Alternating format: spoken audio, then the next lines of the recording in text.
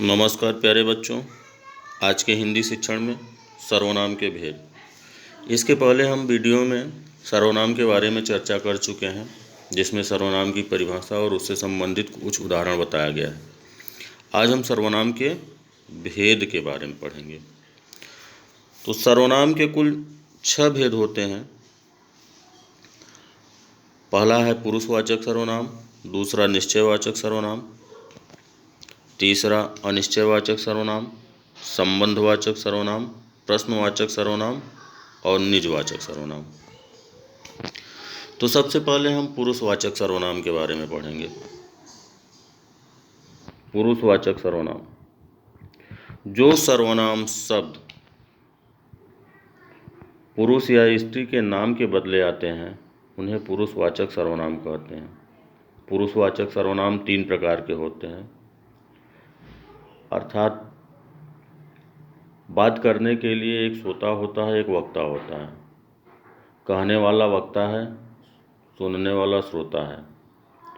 और कभी कभी ये दोनों मिलकर किसी अन्य पुरुष के बारे में बात करते हैं जो वहाँ पर उपस्थित नहीं होता है।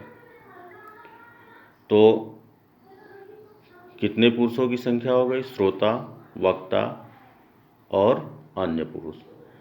इन तीनों को इस प्रकार विभाजित करते हैं: वक्ता को उत्तम पुरुष, श्रोता को मध्यम पुरुष और अन्य, जिसके बारे में बात हो रही जो वहाँ पर उपस्थित नहीं है, उसे अन्य पुरुष कहते हैं। तो यहाँ पर पुरुषवाचक सर्वनाम के 3 प्रकार होते हैं। पहला उत्तम पुरुष, मैं, हम, हमने, मेरा, हमारा, मुझे, मुझको आदि। मध्यम पुरुष, तू, तुम, तुमने, तुझे, तूने, तुम्हें, तुमको, तुमसे, आपने, आपको आदि। अन्य पुरुष, वह, यह, ये, वे, इन, उन, उनको, उनसे, इन्हें, उन्हें, इससे, उसको आदि। इसके बाद है निश्चयवाचक सर्वनाम। निश्चयवाचक सर्वनाम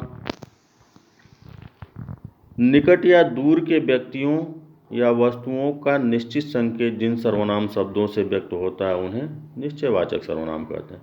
अर्थात किसी वस्तु की दूरी और निकटता का बोध ये कराते हैं, जैसे यह, वह, ये, वे आदि।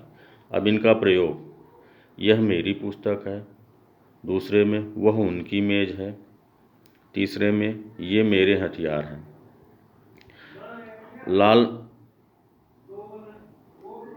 लाल रंग से लिखे गए शब्द क्या हैं? ये निश्चयवाचक सर्वनाम है। अब उसके बाद आता है अनिश्चयवाचक सर्वनाम। जिन सर्वनाम शब्दों से किसी निश्चित वस्तु का बोध नहीं होता है उन्हें अनिश्चयवाचक सर्वनाम कहते हैं, जैसे कोई, कुछ। उदाहरण के तौर पर हम ले लिए, दरवाजे पर कोई खड़ा है। अब ये नहीं पता है कि कौन खड़ा है, कौन व्यक्ति है। निश्चितता का बोध ही नहीं होता है, किसी निश्चित वस्तु का बोध ही नहीं करा रहा है। चाय में कुछ गिर गया, क्या गिर गया पता नहीं, मक्खी गिर गई कि कोई और जीव जंतु गिर गया। तो इसमें देखिए 2 प्रयोग दिया गया है। कोई आ गया तो क्या करोगे? यहाँ पर निश्चितता नहीं है, कोई भी आ सकता है। दूसरा है उसने कुछ नहीं लिया। अब विशेष अनिश्चयवाचक सर्वनाम में कुछ और चीज़ें आती हैं जिसके बारे में बताया गया है। कभी कभी कुछ शब्द समूह भी अनिश्चयवाचक सर्वनाम के रूप में प्रयुक्त होते हैं, जैसे कुछ न कुछ, कोई न कोई, सब कुछ, हर कोई, कुछ भी, कुछ कुछ आदि। तो इस प्रकार यहाँ पर सर्वनाम के कुछ भेद बताए गए हैं। बाकी सर्वनाम के भेद संबंधवाचक, प्रश्नवाचक और निजवाचक सर्वनाम, जिसे हम अगले वीडियो में बताएंगे। हमारा वीडियो कैसा लगा कमेंट बॉक्स में ज़रूर लिखना और हमारे चैनल को सब्सक्राइब करना, जिससे हमारी आने वाली वीडियो आप तक पहुंचती रहे। धन्यवाद।